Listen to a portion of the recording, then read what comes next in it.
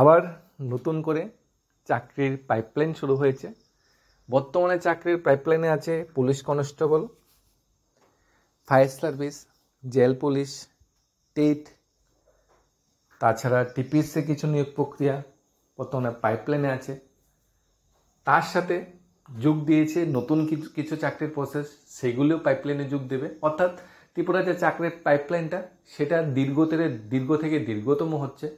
বাস্তবে সেই পাইপলাইনটা কবে ঠিক হবে সেই বিষয়ে কোনো সিদ্ধান্ত নেই। নতুন করে পাইপলাইনে জাম লাগানোর চিন্তা ভাবনা চলছে। মাননীয় মন্ত্রিসভা অনেকগুলো সিদ্ধান্ত নিয়েছে গত 5-6 বছরে, যে এই এত পদে নিয়োগ হবে, এত শূন্যপদ আছে, কিন্তু মন্ত্রিসভার সিদ্ধান্তগুলো বাস্তবের সাথে কোনো মিল আমরা অতীতেও দেখিনি, বর্তমানে দেখছি না, ভবিষ্যতে দেখব কিনা সেইটা নিয়ে কোশ্চেন মার্ক। মাননীয় মন্ত্রিসভা, মন্ত্রিপরিষদ সবাই সম্মানীয়, সবাই আমাদের ভোটে জয়ী হয়েছে। আমাদের জন্য তো তারা ভগবান নাকি? তারা আমাদের চাকরি দেবে, চাকরির প্রসেস শুরু করবে। মানে কি বলবো, তারা মানে মন্ত্রী বা মন্ত্রিসভা ছাড়া আমরা চলতে পারবো না ত্রিপুরার চাকরি প্রত্যাশী বেকাররা। তাই তাদের উপরেই আমাদের জীবন, আমাদের কেরিয়ার, আমাদের সব কিছু নির্ভর। এবং মন্ত্রী পরিষদ ঠিক ভালোভাবেই জানে যে আমাদের ছাড়া ত্রিপুরার বেকার চাকরি প্রত্যাশীরা চলতে পারবে না। তাই নতুন পোস্ট ক্রিয়েশন করা হয়, নতুন চাকরির মানে অ্যাডভার্টাইজমেন্ট দেওয়া হয়, নতুন চাকরি নিয়োগ করা হবে বলে তথ্য বা বিজ্ঞাপন দেওয়া হয়, কিন্তু বাস্তবে সব কিছুই কিন্তু পাইপলাইনে আটকে পড়ে যায়, যা মানে পাইপলাইন থেকে বেরোনোর নামগন্ধ নেই। এই পাইপলাইন শব্দটা মাননীয় মন্ত্রী রতনলাল নিজেই প্রকাশ করেছে এই প্রাইপলাইনের বিষয়টা। এবং উনি বারবার যখন সাংবাদিক সম্মেলন করে আগে বলা হতো, তাই উনি বলতো চাকরিগুলো পাইপলাইনে আছে। এবং চাকরির পাইপলাইনের ইতিহাসটাতে প্রায় দীর্ঘতম, 5 থেকে 6 বছরও চাকরির পাইপলাইনে চাকরি থাকে, যেটি বাস্তবে প্রতিফলিত হয় না। তাই বর্তমানে মন্ত্রিসভার সিদ্ধান্ত হলো বেকারে এতটা খুশি হয় না, এতটা আনন্দিত উৎফুল্লিত হয় না। তাই সবার মাঝে একটাই কোশ্চেন, আগের প্রসেসগুলো কি কমপ্লিট করা হয়েছে? নতুন প্রসেস, পুলিশ কনস্টেবল 916 জন নিয়োগ করা হবে। সবার মাঝে একটাই কোশ্চেন, 1000 পুলিশ কনস্টেবল কি নিয়োগ করা হয়েছে? ত্রিপুরা স্পোর্টস ডিপার্টমেন্টে গুরুত্বপূর্ণ একটা দপ্তর, মানে কি বলবো, সেই ডিপার্টমেন্টে পিআই নিয়োগের বিক্ষোভটা এসেছিল গত 2-3 বছর আগে। সেই পিআই নিয়োগে পরীক্ষা হয়ে গেছে, পরীক্ষার পর ইন্টারভিউ দিয়ে ফাইনাল মেরিট লিস্ট দেওয়ার যখন পালা, তখন হঠাৎ করে বলা হয়েছে পুরো প্রসেসটা ক্যান্সেল, আনঅ্যাভয়েডেবল সার্কামস্ট্যান্সেস। আর বেকাররা যেন ফর্ম ফিল আপ করেছে, পরীক্ষা দিয়েছে, পরিশ্রম করেছে, সেইটা বিষয়ে কোনো কর্ণপাত নেই। এখন মন্ত্রিসভা তড়িঘড়ি করে আবার সিদ্ধান্ত নিয়েছে, দেখে আমরা কী নিয়ে সিদ্ধান্ত নেওয়া হয়েছে পিআই নিয়োগে। এই যে মন্ত্রিসভা আবার তড়িঘড়ি করে ত্রিপুরা যে স্পোর্টস ডিপার্টমেন্ট আছে, স্পোর্টস ডিপার্টমেন্টে পিআই নিয়োগ, এই যে যুব ক্রীড়া দপ্তরে পিআই নিয়োগের সিদ্ধান্ত নেওয়া হয়েছে। 75 জন ফিজিক্যাল ইন্সট্রাক্টর নিয়োগের সিদ্ধান্ত হয়েছে। তার আগের নিয়োগটা কেন কমপ্লিট হয়নি? আগের তো মন্ত্রিসভার সিদ্ধান্ত হয়েছিল, কিন্তু সিদ্ধান্ত বাস্তবতা কার্যকর হয়নি। নতুন করে আবার সিদ্ধান্ত, ত্রিপুরা মন্ত্রিসভার এটাও সিদ্ধান্ত হয়েছিল যে পঞ্চায়েত এক্সিকিউটিভ অফিসার 800 থেকে 1200 খানা পোস্ট মতো ক্রিয়েশন করা হয়েছে, নিয়োগ করা হবে। কিন্তু যখন অ্যাডভার্টাইজমেন্ট বেরিয়েছে তখন সবাই দেখলো মাত্র 400 খানা পোস্টে অ্যাডভার্টাইজমেন্ট বেরিয়েছে। ত্রিপুরা চাকরি প্রত্যাশী এটাও দেখেছে 5 থেকে 6000 টেট 1 টেট 2 মাধ্যমে শিক্ষক নিয়োগ করা হবে। যখন পরীক্ষা বা ইন্টারভিউ প্রসেস শুরু হয়েছে তখন দেখা যাচ্ছে নিয়োগ দূরের কথা, যেগুলা মানে পাস করেছে মাত্র 300+, ওদের চাকরি দিতেই গভর্নমেন্ট হিমশিম খাচ্ছে। মন্ত্রিসভার সিদ্ধান্তগুলো যদি আমরা দেখি, অনেকটা খুশি হওয়ার থেকে অনেকটা আমরা ব্যথাও পাই। কারণ কষ্টটা তখনই শুরু হয় যখন সামনে আমাদের নিমন্ত্রণ করা হয় যে এতজন লোক নিয়োগ করা হবে, নিমন্ত্রণ করা হয়, কিন্তু নিমন্ত্রণ করার পর নিমন্ত্রিত অতিথিদের খাওয়া দাওয়ার কোনো ব্যবস্থা করা হয় না।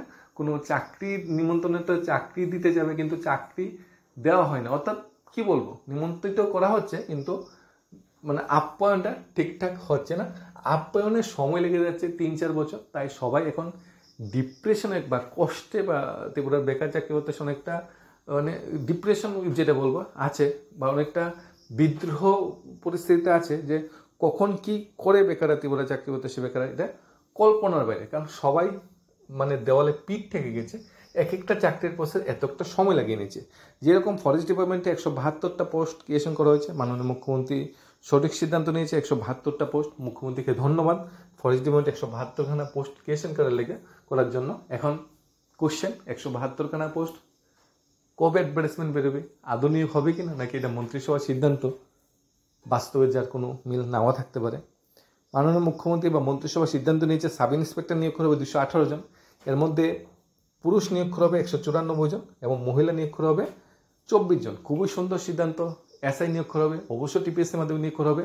এখন কত 218 জনের কি অ্যাডভার্টাইজমেন্ট আসবে পুজোর পরে, নাকি আদৌ সেটাও 3-4 বছর এইভাবেই চলে যাবে? যেমন কনস্টেবলটা 2021-22-এর process, jail police fire service 21-22-এর প্রসেস, স্পেশাল এক্সিকিউটিভটা 2020-22-এর প্রসেস, নাকি এটা সেগুলোর মতো এগুলো এত বছর লাগবে না তো?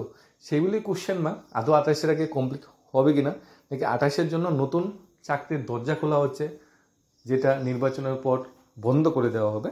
স্টেট গভর্নমেন্ট আরও সিদ্ধান্ত নিয়েছে জনজাতি কল্যাণ দপ্তর, ট্রাইবাল ওয়েলফেয়ার ডিপার্টমেন্টে, সেখানে ক্লার্ক নিয়োগ করবে, এমটিএস নিয়োগ করবে, মানে একটা নতুন সিস্টেম, যেটা জেআরবিটির মাধ্যমে ক্লার্ক নিয়োগ করা হবে, এমটিএস নিয়োগ করা হবে, মাল্টিটাস্কিং স্টাফ। খুব খুশি সবাই, জেআরবিটি 2 আছে, কিন্তু জেআরবিটি 1-এর যে বেদনাটা সেটা কিন্তু সবাই এখনো ভুলিনি। 2020-এর প্রসেস 24 এনে শেষ করেছে, যারা চাকরি হয়েছে সবাইকে কংগ্রেস ধন্যবাদ। কিন্তু যারা 2020 থেকে 24 পর্যন্ত ওয়েট করতে করতে নিজের জীবনে মূল্যবান 4টা বছর হারিয়ে ফেলেছে, যারা চাকরির কাছে গিয়েও চাকরিটা পায়নি, তারা কি করবে? যদি প্রসেসটা 20-এ শুরু হয়ে 21-22-এ শেষ হয়ে যেত, তাহলে তারা তো একটা আশা ছেড়ে দিত, 21-এ তারা অন্য একটা রাস্তা তারা খুঁজতে পারতো। কিন্তু তাদের জীবন থেকে সেই 4টা বছর হারিয়ে ফেলেছে। জেআইবিটি 2-র জন্য আবার নতুন করে পোস্ট ক্রিয়েশন করা হয়েছে। খুব সিদ্ধান্ত। লোয়ার ডিপার্টমেন্টেও তোমাদের এলডিসি নিয়োগ করা হচ্ছে, মাল্টিটাস্কিং নিয়োগ করা হচ্ছে। মানে অদ্ভুত সিদ্ধান্ত, খুব ভালো সিদ্ধান্ত বেকারদের সাথে নিয়ে হয়েছে। মানে বেকারদের পক্ষে বর্তমান সরকার একদম উঠে পড়ে লেগেছে যে বেকারদের উন্নয়ন করতেই হবে। বেকারদের উন্নয়ন করলেই আমরা 2028-এর নির্বাচনে আসতে পারবো, এডিসি নির্বাচনে আসতে পারবো, পৌরসভা নির্বাচনে আসতে পারবো। এবং ত্রিপুরা বেকারদের উন্নয়নের জন্যই আমরা 2028 সালে প্রতিষ্ঠিত হয়েছি। এবং আমাদের প্রধান যে এজেন্ডা ছিল যে 50,000 চাকরি দেওয়া হবে প্রথম বছর, প্রতিষ্ঠিত প্রথম বছর। কিন্তু যেটা আমরা এখনো দিতে পারিনি 50,000, কিন্তু এখন আমরা উঠে পড়ে লেগেছি, এখন আমরা দেবো, বেকারদের চাকরি দেবো, ডেকে চাকরি দেবো, একদম সব চাকরি প্রতিষ্ঠানে চাকরি দেবো, 50,000 চাকরি দিয়ে দেবো। এই ধরনের চিন্তা ভাবনা চলছে, কিন্তু কাগজে কলমে, ঠিক আছে, বাস্তবে নয় কিন্তু। তারপরে গুপসি স্টাফ নিয়োগ করে 254 জন রেভিনিউ ডিপার্টমেন্টে। বুঝতেই পারছো রেভিনিউ ডিপার্টমেন্টে তহসিলদার বা কী পোস্ট ক্রিয়েশন করা হয়েছিল 2-3 বছর আগে, আদৌ কি সেই পোস্ট এখন নিয়োগ করা হয়নি? নতুন করে আবার সিদ্ধান্ত হচ্ছে। তোমরা একটা নোটিফিকেশন দেখেছিলে পিডাব্লিউডি ডিপার্টমেন্টে 3,700 প্লাস গ্রুপ ডি স্টাফের একটা নোটিফিকেশন দেখেছিলে, পোস্ট ক্রিয়েশন করা হয়েছে। এখনও কি নিয়োগ করা হয়েছে 3,700? জেআইবিটির মাধ্যমে 2,500। তারা তো সব পিডাব্লিউডি দপ্তর পাবে না, সেখানে পোস্ট পড়ে আছে। আমরা 1 মাস আগে দেখেছি গ্রামীণ উন্নয়ন দপ্তরে প্রচুর সংখ্যক ভ্যাকেন্সি ক্রিয়েশন করা হয়েছে, কিন্তু বাস্তবে কিন্তু সেগুলো কিন্তু এখনো পরিপূর্ণ করা হয়নি। এখনো কিন্তু অ্যাডভার্টাইজমেন্ট বেরোয়নি। মানে সিদ্ধান্ত হয়েছে, অ্যাডভার্টাইজমেন্ট বেরোয়নি। অ্যাডভার্টাইজমেন্ট বেরোতে কিন্তু সময় লাগবে। পুলিশ কনস্টেবল তোমরা 1,000 বিজ্ঞপ্তি তোমরা মানে সবাই ওয়েট করছো কবে নিয়োগটা কমপ্লিট হবে। সেই মানে ওয়েটের মাঝখানে বললো 916 জন নিয়োগ করবে। এটা বেরিয়েছিল গত 3 বছর আগে। ত্রিপুরা পুলিশের 7,000 প্লাস ভ্যাকেন্সি আছে, ওটা 7,000 পুলিশ কনস্টেবল নিয়োগ করা যাবে, পোস্ট ক্রিয়েশন করা হয়েছিল। কিন্তু এখনো মানে 2,000 1,000ও নিয়োগ করতে পারছে না। ওটা সিদ্ধান্ত যেটা হয় সেটা বাস্তবের সাথে অনেকটা মিল থাকে না। বিদ্যার্থী স্কিমগুলোর জন্য একটা ভালো সিদ্ধান্ত মুখ্যমন্ত্রী নিয়েছে, কারণ বিদ্যার্থী স্কুলে লাইব্রেরিয়ান, নার্স, অ্যাসিস্ট্যান্ট লাইব্রেরিয়ান প্রচুর সংখ্যক পোস্টে লোক বা কর্মচারী নিয়োগ করার কথা কিন্তু সম্ভব হয়নি। তাই বর্তমানে বিদ্যার্থী স্কুলগুলোকে সাজানোর জন্য, তাদের রেজাল্ট ভালো করার জন্য, শিক্ষাব্যবস্থা উন্নয়নের জন্য আমাদের মাননীয় শিক্ষামন্ত্রী মুখ্যমন্ত্রী খুব সুন্দর সিদ্ধান্ত নিয়েছে। প্রি প্রাইমারি টিচার নিয়োগ করা হবে। প্রি প্রাইমারি টিচার মানে KG1 নার্সিং তোমাদের KG1 KG2 থাকে নার্সারি বিভাগে শিক্ষক নিয়োগ। প্রি প্রাইমারি কোয়ালিফিকেশন ম্যাক্সিমাম যেটা চাওয়া হয় মন্ত্রিশ্রী ট্রেনিং প্রাপ্ত হতে হয়, 12 পাসের সাথে মন্ত্রিশ্রী ট্রেনিং প্রাপ্ত হতে হয়। অনেকেই কোশ্চেন করেছিল যে প্রি প্রাইমারি কোয়ালিফিকেশন কি। তাছাড়া এখানে কম্পিউটার শিক্ষক নিয়োগ করা হবে, স্পেশাল এডুকেটর নিয়োগ করা হবে, লাইব্রেরি নিয়োগ করা হবে। মানে খুব ভালো সংখ্যক পোস্ট বেরিয়েছে আমাদের এডুকেশন ডিপার্টমেন্টে। তাই আমরা একদিকে মুখ্যমন্ত্রীকে ধন্যবাদ জানাবো, একদিকে মন্ত্রিসভার যারা সদস্য আছে সবাইকে এক এক করে ধন্যবাদ জানাবো। মাননীয় মুখ্যমন্ত্রী ডক্টর মানিক শাহ ধন্যবাদ বেকারদের সাথে এতগুলা পোস্ট ক্রিয়েশন করার জন্য। মাননীয় মন্ত্রী রতনলাল ধন্যবাদ পাইপলাইনে চাকরিগুলা আটকে রাখার জন্য। মাননীয় মন্ত্রী পাঞ্জা সিং রায়কে ধন্যবাদ ত্রিপুরা বেকারদের চাকরির জন্য অর্থ দপ্তরের ভান্ডার খুলে দেওয়ার জন্য।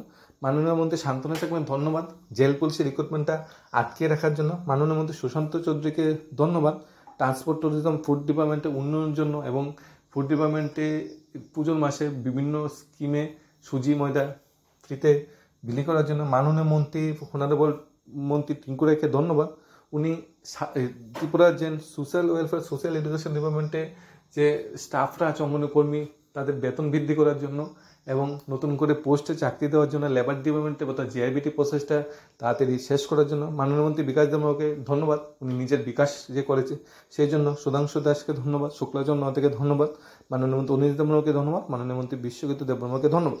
সবাই ধন্যবাদ জানাচ্ছি, কারণ সবাই বর্তমানে উঠে পড়ে লেগেছে ত্রিপুরার বেকারদের উন্নয়ন এবং তারা যতদিন থাকবে বেকারদের উন্নয়ন এইভাবেই হবে এবং হচ্ছে, অর্থাৎ ফিউচারটা খুবই ভালো, কারণ বর্তমানে সিদ্ধান্তগুলি ঠিকঠাক হচ্ছে।